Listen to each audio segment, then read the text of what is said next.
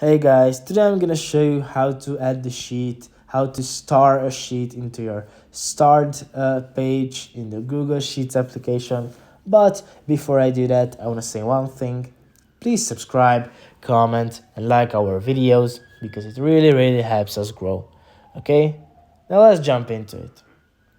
Well, as you can see, I'm in the Google Sheets application right now. I'm currently signing into my freshly created brand new account, which I created only for these videos. Uh, what I'm gonna do is you just have to click on the three dots which are next to your chosen sheet. You can see that they are at the right of those sheets.